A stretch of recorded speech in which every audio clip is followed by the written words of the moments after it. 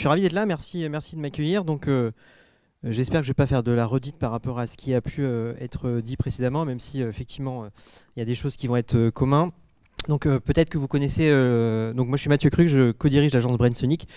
J'y travaille depuis 2008, ce qui ne nous rajeunit pas. Et depuis 2020, je la co-dirige. Et alors, donc c'est une agence de com, on va dire, comme beaucoup d'autres, on fait du 360. Et contrairement à un certain nombre d'autres, alors Ballistic Art était là au tout début, mais on va dire, il y avait quelques personnes en France qui avaient pris le sujet un peu avant ChatGPT. Et pourquoi on avait pris le sujet à ce moment-là, c'était assez intéressant et cool, on va dire intellectuellement, mais surtout il y avait quelques personnes qui avaient vu ce qui est en train de se produire depuis, qui est que à partir du moment où on a des machines qui peuvent être pilotées, on va dire en langage naturel et produire des choses, en fait forcément ce n'est pas sans conséquences. Et dans un monde où il y a une sorte, ce que j'appelle l'effet crocodile, qui est qu'on doit faire de plus en plus, c'est de plus en plus compliqué, il y a de plus en format, donc il y a de plus en plus d'injonctions à produire vite, rapidement et en volume, forcément les budgets des clients ne sont pas extensibles. Forcément, les gens vont pas avoir des budgets à la hausse, ça va plutôt être le contraire, ça va plutôt être des budgets à la baisse, et ça va être surtout des budgets à la baisse couplés à des équipes qui sont souvent sous contrainte. Donc en fait, le pari qu'on avait fait en 2022, c'est que vu cette injonction-là, forcément à un moment ça n'allait pas passer, pour des raisons assez logiques, et que donc il allait falloir trouver des solutions pour répondre à ces sujets-là. Et que la machine pilotable en langage naturel, donc en abaissant, j'allais dire, les contraintes techniques, puisque à partir du moment où je peux briefer une machine qui fait des choses à ma place, je peux le briefer avec mes mots, etc., et que la machine le fait, forcément, ça permet d'accélérer. Donc depuis 2022, on a exploré énormément à l'agence. On a sorti une des campagnes avant même ChatGPT, qui était une campagne pour Becherel, qui était faite en IA, je ne sais pas si vous vous souvenez, mais qui a été un buzz complètement fou, parce qu'il y avait 0 € d'investissement média, campagne qui est partie aux États-Unis, etc. Donc, qui montrait un peu ce que l'on pouvait faire déjà avec l'IA. Et depuis 2022, donc, ce qui ne nous rajeunit pas à l'heure de l'IA, on a de cesse d'explorer tout ce que l'on peut faire. Alors, c'est des choses, je vais montrer qu'un cas pour le manège à bijoux. Le manège à bijoux, c'est l'enseigne des bijoux chez Leclerc. On travaille pour Leclerc depuis 5 ans maintenant sur tout le volet social média. Et donc, depuis maintenant cette période-là, on essaye d'intégrer de l'IA dans à peu près tout ce que l'on fait. Et là, je vais vous revenir sur juste un cas, mais il faut bien avoir en tête qu'aujourd'hui à l'agence, vous avez à peu près 100% des projets qui vont intégrer de l'IA à un moment du process. Ça peut être sur tout ce qui va être l'avant-vente, la réflexion, le conseil, le craft, le draft, simuler des voix off, faire des vidéos, faire du storyboard. C'est vraiment l'IA, c'est pas juste pour aller faire la dernière roue du carrosse, c'est vraiment 100% maintenant des projets qui intègrent de l'IA, et c'est cette disruption-là qui est assez importante. Alors dans le cas du manège à bijoux, de quoi on parle? J'ai le retour là, je viens de comprendre. Donc manège à bijoux, si vous êtes allé dans un hyper ou supermarché Leclerc, en gros ce sont les bijouteries des supermarchés Leclerc. Ce qu'on ne sait pas, c'est que c'est la première bijouterie de France en volume, en nombre de ventes par an, et ça a été créé par la femme du père Leclerc qui voulait démocratiser, comme on avait démocratisé effectivement le commerce, elle voulait démocratiser la bijouterie, et donc le manège à bijoux, c'est là. Donc c'est une gamme qui est très large, et comme Leclerc sur un certain nombre d'autres aspects, le manège à bijoux a innové dans son histoire, a innové pour abaisser les coûts, pour démocratiser, il a fallu créer des choses, etc. Donc dès lors que les sujets d'IA sont apparus, en fait, en 2022, ils étaient un peu sur la réserve, parce que finalement, le modèle du manège à bijoux, c'est un modèle qui est très commerce traditionnel, donc ce qu'on va appeler, c'est hérité du catal. Avant, la machine pour vendre des bijoux et la manière de communiquer sur le manège à bijoux, c'était vraiment le catalogue traditionnel, donc avec des shootings, on va dire, très traditionnels. Et quelque part, les réseaux sociaux ont pris de l'ampleur finalement assez récemment, puisque avec le WePub qui fait que l'arrêt du catalogue est arrivé, parce qu'avec les coûts de papier ont explosé depuis le Covid, etc., il a fallu arrêter, on va dire, la com catalogue. Les réseaux sociaux sont devenus, pour le manège à bijoux et globalement pour Leclerc, le nouveau support de communication des assets. Donc si on était dans le schéma historique, le compte Instagram en fait de cette période-là, c'était vraiment des choses, on va dire, relativement basiques. C'était même pas, on va dire, très instagrammables. C'était des visuels assez classiques. C'était des shootings sur fond blanc. Et puis après, vous aviez des aplats de couleurs, etc. Donc la question, c'était comment, alors que les gens sont de plus en plus sur Instagram, notamment l'audience cible, comment je fais pour professionnaliser cette publication? Comment je fais pour augmenter les cadences de production? Et comment je fais pour intégrer plus de directions direction artistique sur ce sujet-là. Et donc c'est à ce moment-là en fait que nous on a commencé à travailler avec le ménage à bijoux pour répondre à cette problématique-là qui correspondait pile au moment où on était à un plateau intéressant sur l'IA, où on commençait à faire des choses qui étaient plus tellement de l'exploration, mais on pouvait vraiment commencer à être dans une logique industrielle. Alors en fait, le schéma que je vais vous montrer, il est vraiment sur l'année courante. Donc on a commencé à travailler sur cet aspect-là en IA en début 2025 avec un objectif deux objectifs qui étaient assez clairs. C'était un, comment je passe d'un workflow qui était 100% humain avec les avantages et les limites qui sont induits par ça. Et deux, comment je mesure l'efficacité de ce que je fais avec deux mesures qui allaient être suivies. C'est un, est-ce que je peux faire plus vite? Et deux, est-ce que je peux faire plus de visuels? Et donc quand on somme les deux, globalement, j'abaisse mes coûts de production. Donc en fait, ce qu'il faut bien avoir en tête, parce qu'on peut dire oui, on peut faire des choses avec l'IA, c'est formidable. Alors c'est très facile de faire des choses simples. Dès qu'on commence à rentrer dans les logiques métiers avec des contraintes de la vraie vie, c'est là où ça se complexifie un peu et que la magie peut un chouïa disparaître, parce qu'il faut un peu travailler. La problématique avec les bijoux dans l'IA, c'est que par essence, un bijou c'est petit et en fait c'est précis. Donc vous pouvez très facilement faire des visuels qui ressemblent globalement au bijou, qui vu de loin c'est à peu près le même, mais quand vous rentrez dans le détail, il n'a pas mis 2 diamants, il en a mis 3. Il n'a pas mis une chaînon, il a mis un autre type de maillage. Donc en fait ça ne fonctionne pas simplement si on y prend un pas garde. Donc ça c'est la complexité, et pour répondre à ça et pour travailler à notre injonction à viser mieux, il a fallu faire beaucoup de R&D. Pour reprendre sur le projet et le process que c'est aujourd'hui pour produire un compte Instagram du ménage à bijoux, c'est le client nous briefe sur les tendances. Donc on va recevoir les bijoux. On va recevoir les bijoux et un peu la manière dont le ménage à bijoux veut communiquer. Est-ce que c'est tendance féerique, est-ce que c'est tendance machin, etc. Donc on reçoit les inputs un peu de c'est quoi la com qui va être fait. Nous on va ensuite travailler avec des moods d'ambiance, donc ça que ce soit en IA ou pas en IA, ça va être la même chose.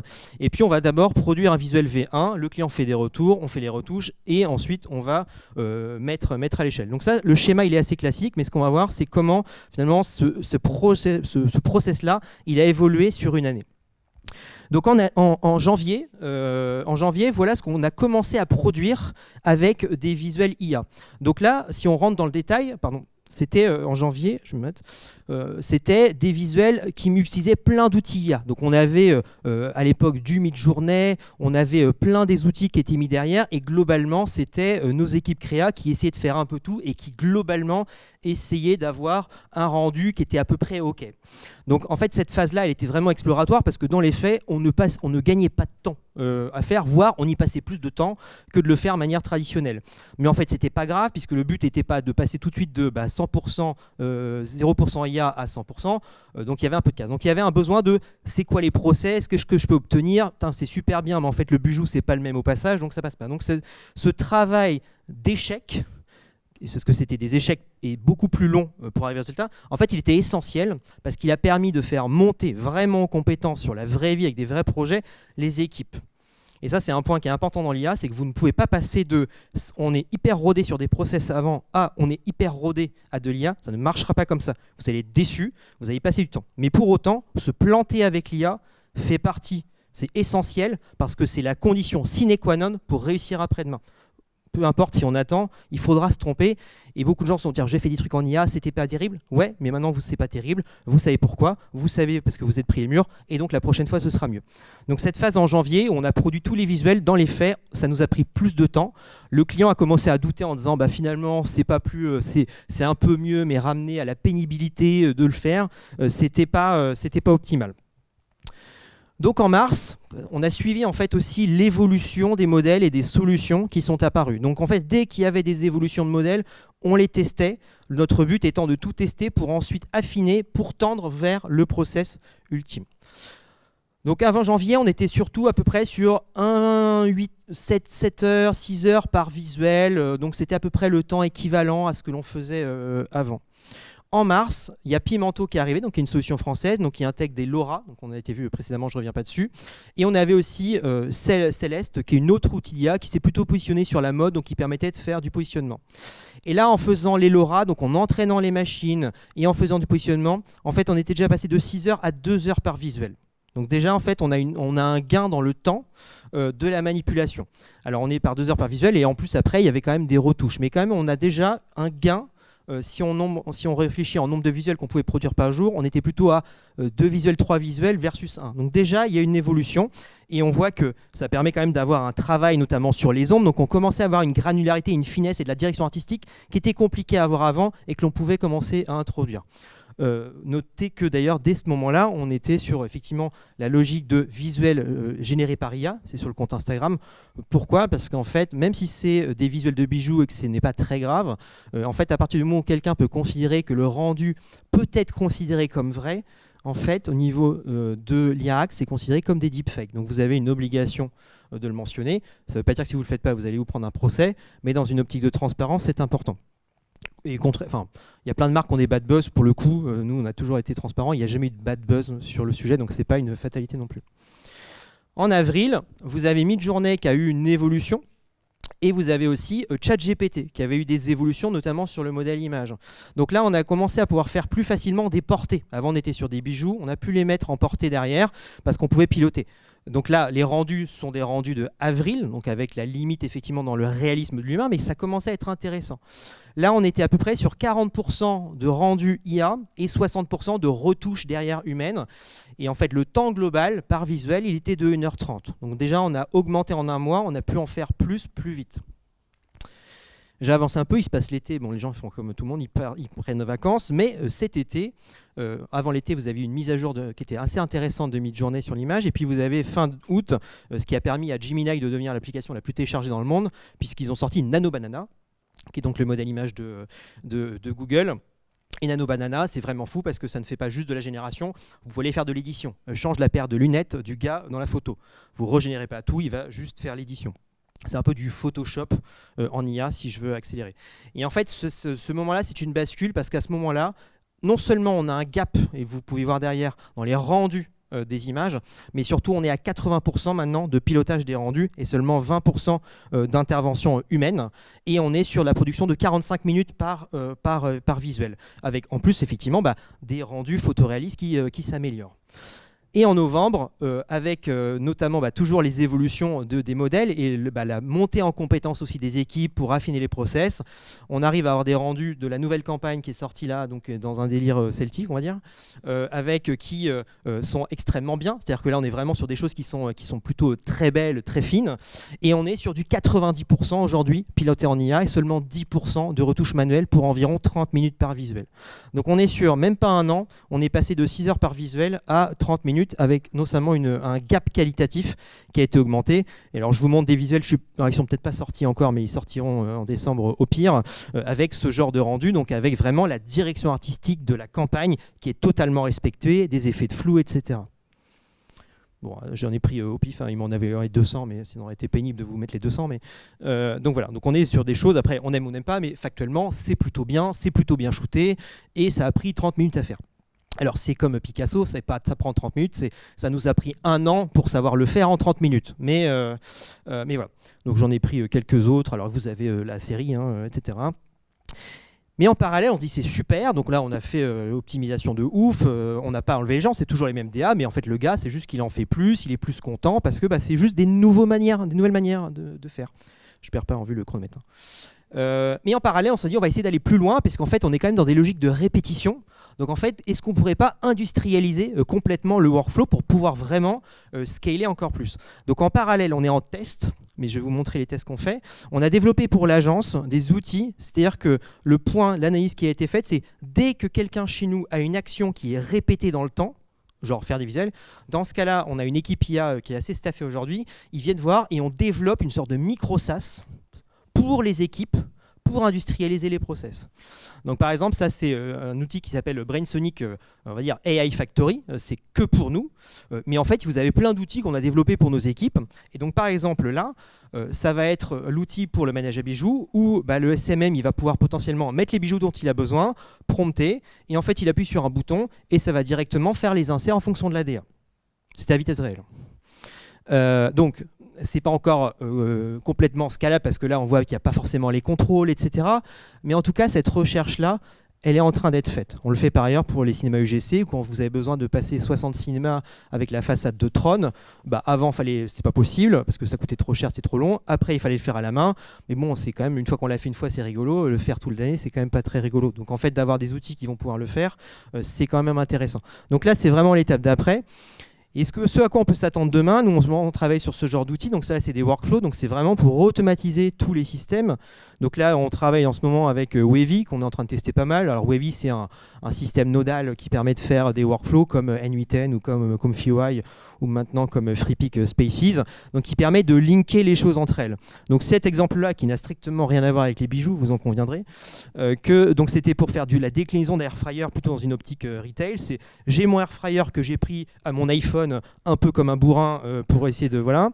Je prends éventuellement une direction artistique et après vous avez un workflow qui est fait une fois mais qui est automatisé pour, à partir d'une photo d'iPhone, pouvoir décliner en fait l'Airfryer sous tous les angles en HD et avec tous les zooms, donc dans une optique de pouvoir nourrir potentiellement demain des sites e-commerce.